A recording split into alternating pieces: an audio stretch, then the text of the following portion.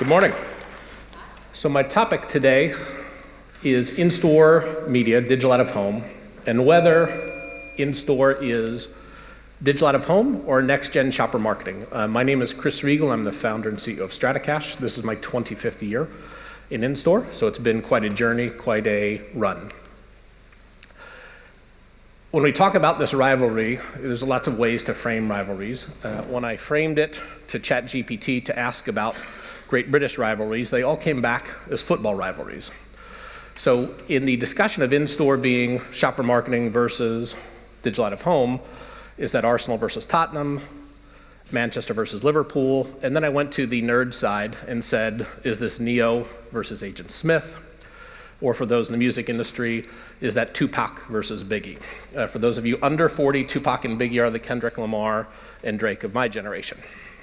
So fundamentally, is in-store a digital out-of-home platform? Is it a retail media platform and a shopper marketing platform? Today, if we look at in-store, this topic is 100% focused on the in-store piece within the four walls.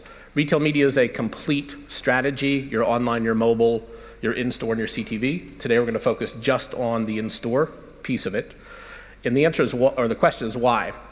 When you look at the spending patterns, there's this really interesting paradox. 93% of spending is still in store, yet of the billions and billions of dollars spent on retail media, just a fraction of that is still being spent in store.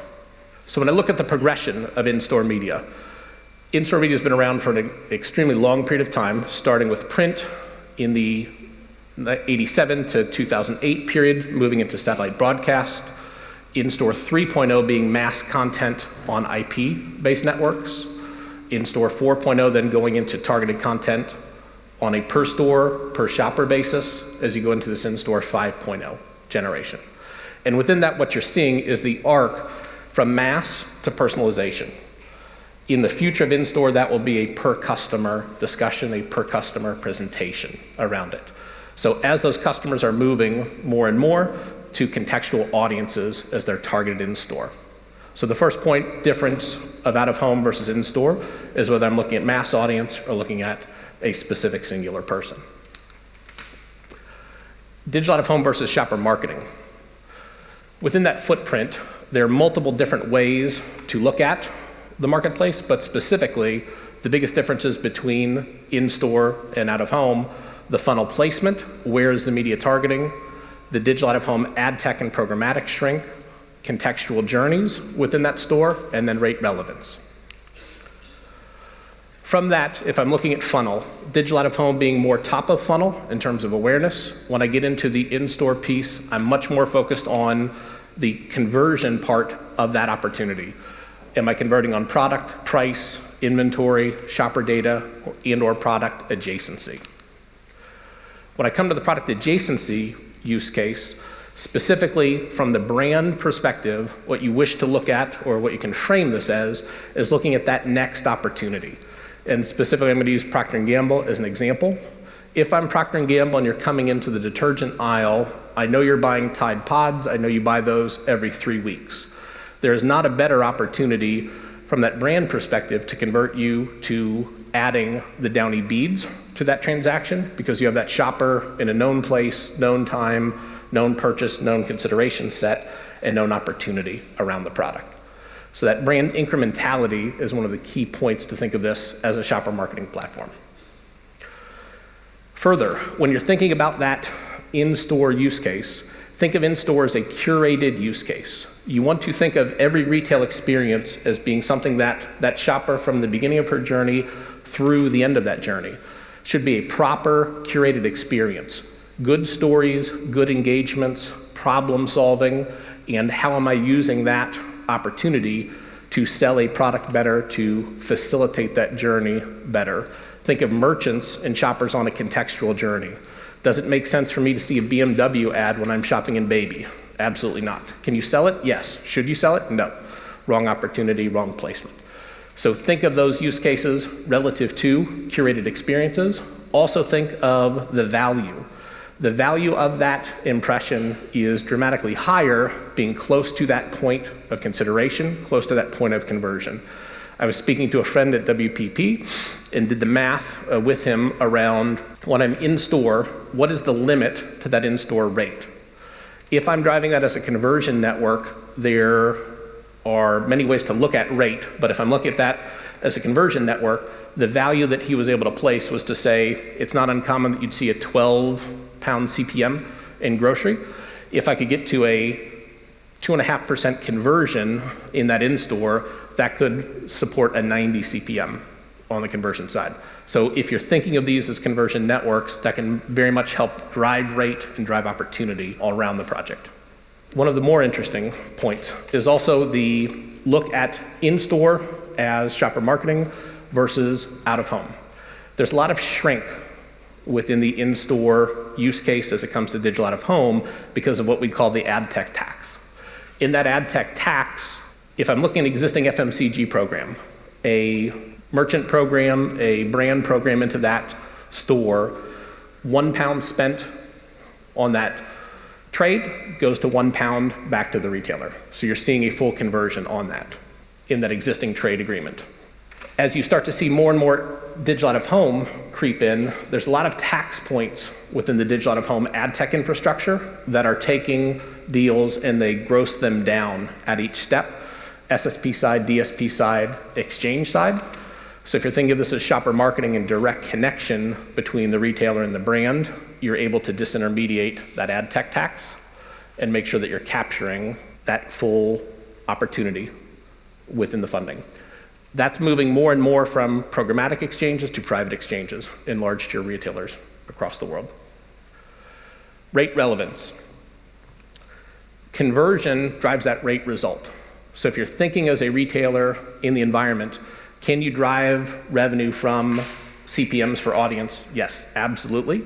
But then you're priced the same way that a bus shelter may be, that a transit network may be. You're lowering the value of that inventory. When you're in an in-store environment, you can drive that rate up and up significantly and substantially by driving the relevance of conversion. Quoting Lord Kelvin, if you can't measure it, you can't improve it. The thing that you have differently as retailers than you have in out-of-home is you have absolute attribution to sale. So you can track those impressions, track those conversions, track that impact, and track the effect of that media coming back from the in-store perspective, again, as a shopper marketing tool. As an example, one of the frameworks was to show an example of a customer and a success story. So this is a large unnamed US customer of ours that we deployed a in-store network for. 2,500 stores, 10 displays per store. The cost of that network was $286 million to deploy. We financed that network for the customer, not because the customer did not have the money, but the customer chooses always to use the money to do something else versus the in-store infrastructure. That bolts into a 3-year deal with no upfront or no capital to the retailer. Deploy that in 5.5 months, and once deployed, there's a 14-month waiting list for advertisers to come into that. The return on invested capital for the retailer was 0 capital in and net of $2 billion out the other side in both sales conversion and media lift. From the brand side, where did the brands find success within this? As an end cap, in their normal end cap program, you would have a 4 to 7 times lift around a product sale. With digital end caps, you went to a 17 to 30 times lift. So the ability to drive rate was directly tied to the conversion opportunity around selling volume product at a very much higher pace. They also found that the brands that would advertise on the network had a 4.5% brand halo in terms of the success of that brand with digital campaigns. So from a shopper marketing perspective, very, very tactical to that. Sales-driven, direct result, increased conversion. Why is this important? The probability of recession now from JP Morgan Chase in 2025 is 45%. We're seeing on a global basis retailers saying there's more and more opportunity for monetization, and this is a part of the business. If I look at retail media at Walmart, it's 3% of sales, it's 20% of profitability. So very high margin, very impactful to that business. And in a retail business of pennies where every penny counts, this is an expansion and a way to offset costs, shrink, labor, inflation that we see as more and more important. An opportunity versus a tax. So within the use case of in-store, from the retail perspective, think of in-store and positioning in-store not as simply a trade extension.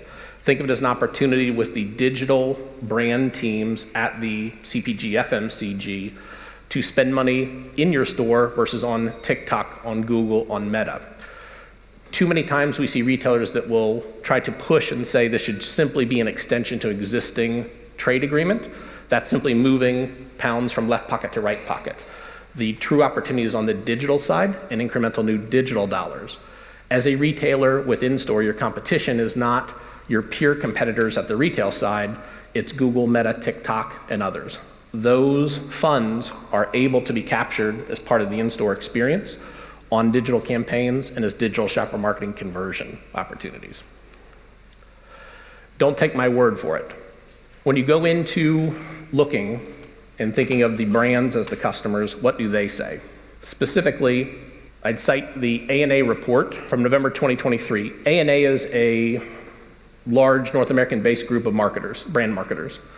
And ANA is really good at surveys to those brand marketing groups to say what's important. So if you're thinking of those brands as customers, ANA went out with a survey to say, what is true in your view about in-store retail media? Where are the opportunities? As I look to the goals and what's important for those brand marketers, most important goal, please rank the most important goals of retail media network campaigns for your company. Number one at 71%, conversion. So if the brand customers are thinking of this as conversion, yes, you can go top of funnel, yes, you can say audience, but tactically, conversion is the number one answer. Second, in 2 years, how do you think your organization will view the investment with RMN? 2/3 saying expanding that investment. So find me 2/3 of any audience that agrees on something, and that's a good sign, to say the very least. The biggest opportunities with RMN, again, directly driving sales. If you're thinking of this as a in-store conversion tool, as an in-store shopper marketing tool, aligning to the FMCG brands around that use case, everyone's looking for drive of sale and convert. Where does the funding come? Brand and shopper marketing. There's a lot of discussion to say, is shopper marketing alive? Is it dead? Shopper marketing is like the Terminator. You can kill it and it comes right back in another form and keeps coming and coming and coming. Why? Because you're driving a conversion result and there is always money available to increase a sales result in a retail environment. What KPI do you measure on your retail marketing efforts? Most important, 71% incremental sales. For the money I spend on TikTok, Meta, Google, etc., show me the specific result. You as retailers have an amazing amount of data that can track that to in-store perfectly and drive that message home. CPM, CPA, CPC. As retail media networks are evolving in their positioning and they're moving from audiences to more contextualized surfaces, more conversion-based, the metrics are starting to change as well. Within that CPM, we all know, CPA being a cost per action, and CPC being a cost per conversion. So you're now starting to see retailers that say, an audience is great, but what if I can drive an action, meaning you're gonna come over and engage with that product? Is that more valuable? Yes. An audience is great, what if I can drive a conversion on that product and drive a higher rate? Is that more interesting? Yes, absolutely. There's a large retailer in Germany who will be announcing publicly early next year a CPC model, which is really fascinating. In the CPC model, the statement will come out at scale because they've tested it to say, we will guarantee you as an advertiser a 3% conversion rate on our in-store retail media network. If you do not get that 3.5% conversion rate, you do not pay for the campaign.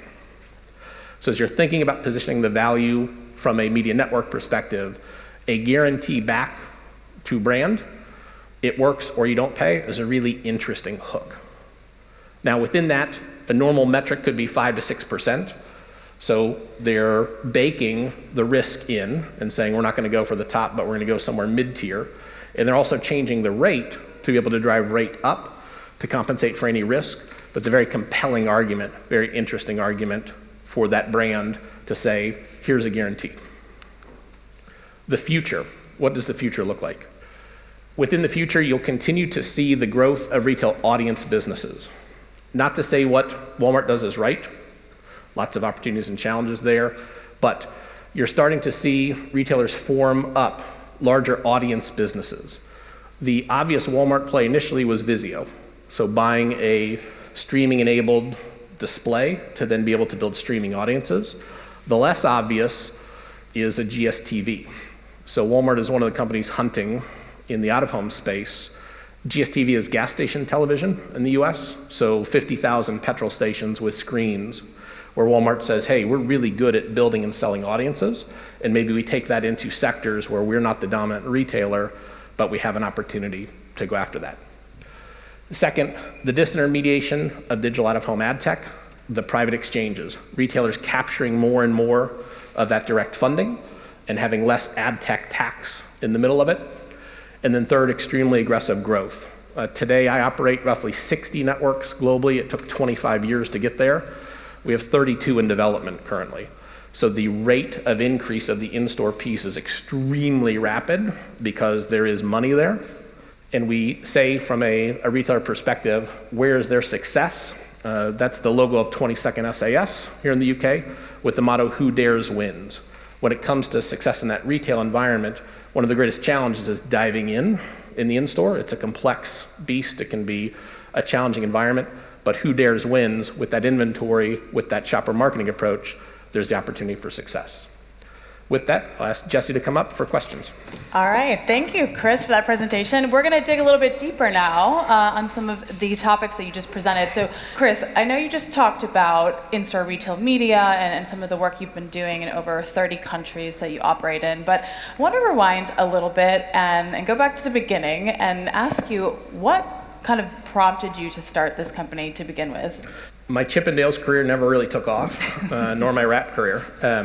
I've been in technology since I was 10, playing with computers, building computers. In the late 90s, we saw the opportunity where, as you started to see retail media networks emerge in the US in the first phase, distribution of media to stores at scale is a complex thing, especially before the emergence of the internet. So we got very expert at moving media in these large fleets, and one of the deltas between you think of UK store scale, you think of US store scale, and then you go to environments in India and China, where Walmart's a big retailer in the US at 5,000 sites. You go to India and Reliance has 50,000. You see retailers between 50 and 100,000 sites in China. The networks, the bigger, the more complex, the more technically complex it can be to be successful there, and we developed an expertise in those media distribution environments. Very cool. So now let's fast forward to today and let's talk a little bit about technology. So could you explain a bit to our audience here how the technology works, and specifically how does that fit into today's world where there's increasing concerns from consumers and businesses on privacy? That's a great question. Privacy is both a legal responsibility and then a moral responsibility within the retailer's footprint. I know I'll take controversy for this, but I will say very clearly, cameras are dead. They're biometrically illegal in most jurisdictions around the world, and they're absolutely suicide from a brand perspective. So you're seeing movement now to more customer identification and tracking that ties back to loyalty programs. In that loyalty program track, where a customer is opted in, you're giving that customer a benefit for opting in and being part of the program. Then you have consent. So I think it's always consent-based interaction with the customer. What that example will look like moving forward is relevance in all things. If you think about online, based on topics you search, things you look at, then the retargeting to that is very precise back. There's no reason that in-store cannot and should not be that exact same thing. And in that in-store point, I'm much more receptive to an advertisement based on my prior buying behavior and my prior interest, my prior shopping behavior. So building these behavioral networks that, based on your prior experiences and prior patterns, driving relevance to that drives the conversion up and also drives the customer's view that, hey, that's beneficial to me, not just hitting me with ads for no reason. So now let's talk a little bit about everyone's favorite topic, which is, can anyone guess? It's not retail media. Measurement. Let's talk about that. So what is your view on how you get a standardized measurement of an impression in store, and how do you tell if someone has interacted with that ad, and what they go on to do next. So how do we quantify it all? Yeah, great question. In measurement, I think the first point towards standardization, you see advertising bodies like IAB that are doing good work, and there's debate in industry to say how should measurement in-store work. There's been a lot of, I don't want to say fluff and disinformation in parts of that sector, where some of the early measurement standards that came out and said if you walked into a store, you are counted as seeing a display. That's completely useless. A brand, especially on the FMCG brand side, you have a level of sophistication now that's saying, well, wait a minute, because you came into the store doesn't mean you saw my particular ad or you were even shopping that category. So at the standard side, you're getting much more aligned to the technology to say, I can track a customer full journey, I can track a customer in a department at a particular point of media. And then secondarily, at that point of media, with non-biometric sensors where I can track, was there an audience in front of the screen when an ad played? Did they engage with that particular product or shelf? Did they grab that product and put it in their basket or cart and then tie that back to the end sales result? It's highly trackable at the tech side to see how that interacts. At the checkout side, then you're tracking it back to loyalty. When you go into a grocery store, you do that 1 time, 10 times, 100 times. Humans are incredibly predictable mathematically in buying habits. So you can build that persona and that profile around that journey and predict when you're coming into the store what you're most likely interested in, and then use that with either artificial intelligence or predictive algorithms to say what would be most interesting to you. Your interest when you're in a Wednesday night coming in grabbing 3 items to make it through the week versus a Saturday restock trip, you just have a different mentality as a shopper as to what points you would be willing to consider in one journey versus the next. So we can measure it. So let's talk about now, what are those opportunities for growth? Obviously, here in the UK, it's considered much farther ahead when it comes to in-store retail media than we are in the US.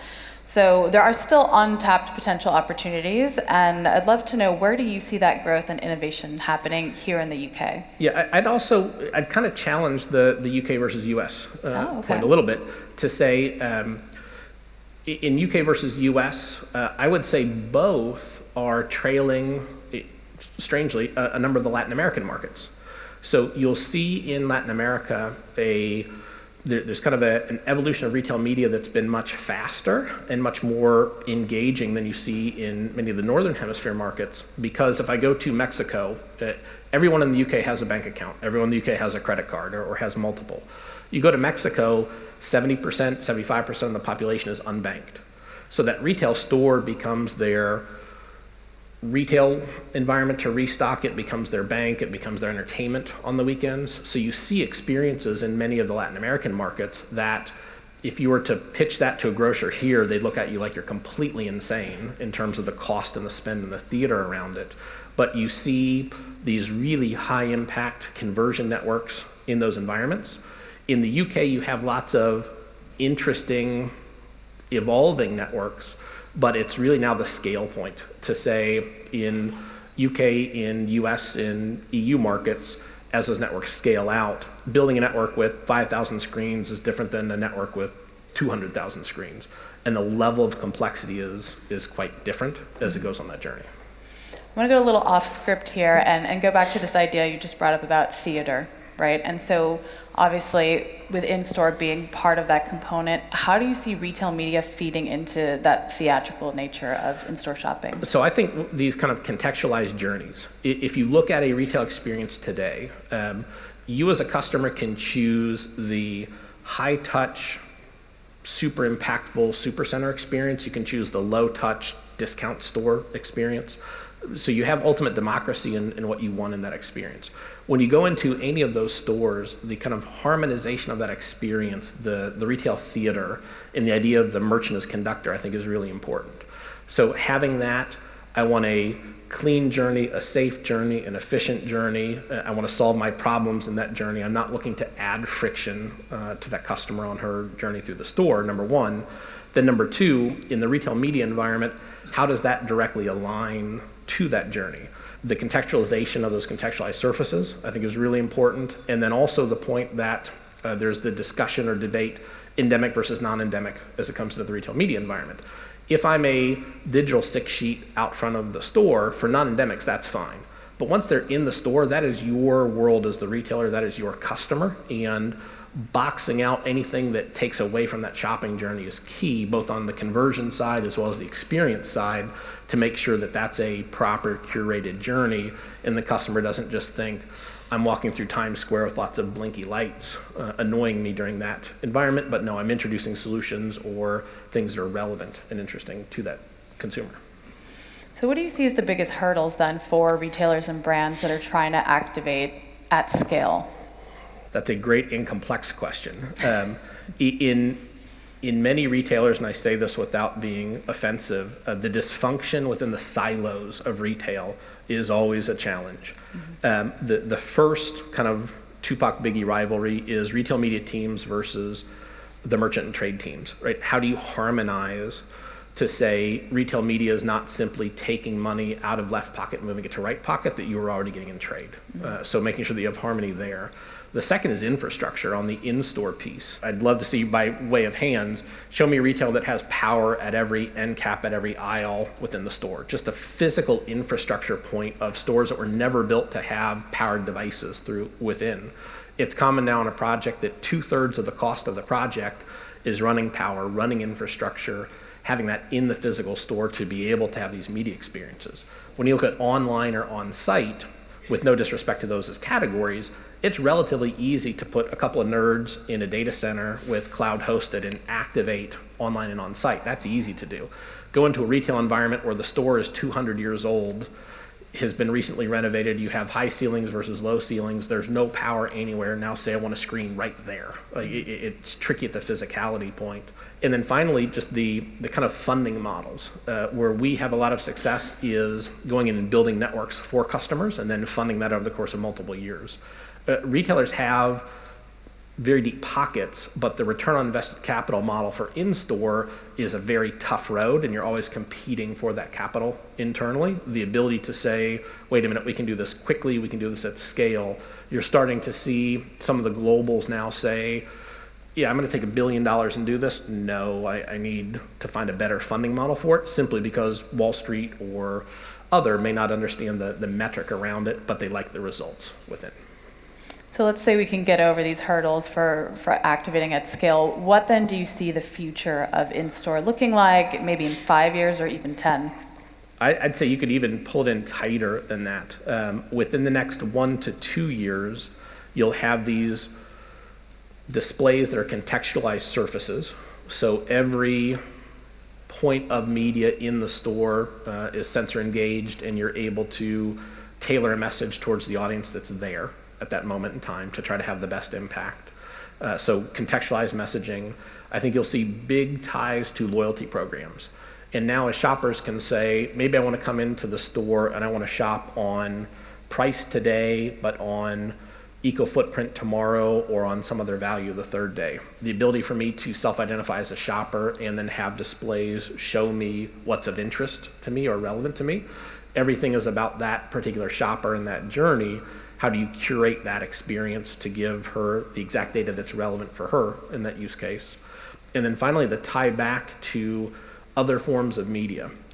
Tracking that in-store behavior and then retasking that for the mobile, for the web, and especially for CTV. CTV now, and this is one of the areas where I think US and UK are different. The CTV market in the US, television advertising in the US is about $100 billion a year marketplace. 2 years ago, you started to see substantial shift from advertising dollars in broadcast to CTV. It's now 40 billion of the 100 billion that's towards streaming advertising. Retailers have a really amazing opportunity where all these CTV platforms don't have enough relevance information about the customer. So you're seeing these partnerships emerge. A Kroger Roku is a really easy example, where Kroger can say, hey, I understand shopping data about that customer from my first party data. Can I use that to retarget and make the streaming advertising more relevant? As you see this bifurcation and fragmentation of the media market, brands still want to get to customers, the increased relevance that you can bring as a retailer to knowledge of that customer and their buying patterns then allows you to drive rate for the CTV platforms. So I think that can be really fascinating as well. So speaking of TV, I want to end on a wild card question for you. What are your thoughts on the statement that in-store is the new TV? It doesn't give in-store enough credit. If I'm a brand, the ability for ITV to say, hey, I can give you top of funnel awareness is great, right? But the ability for a Tesco, a Morrison's, an Asda, whomever, to say, I can give you conversion. And I have not only the audience for you, but I have the product, I have the self-checkout to be able to grab and convert on that product. TV is not the conversion opportunity that in-store is. There are adjacencies to it, but the level of personalization and conversion value that you get on the in-store is so much stronger. I think it's selling yourself short. And one of the things that we talk to retailers all about is you'll see in areas of digital out of home or television or streaming, the discussion of rate and trying to push rate down. We do the exact opposite. From a retailer perspective, your audience is so valuable, you should be pushing rate up. You push that rate up, you drive more metrics around the success and the conversion. That's something that other forms of media cannot do the same way and at the same scale, because you have that scale in your retail estate to be able to drive that conversion. So I think it's why in-store is several pegs above on the board. The value of TV, calling it the same kind of lowers it in terms of its value. Yeah. Well, that's all the time we have. Chris, thank you so much for sharing your insights with us and for debating a little bit the next gen opportunities with shopper marketing and in-store. So let's give Chris a round of applause.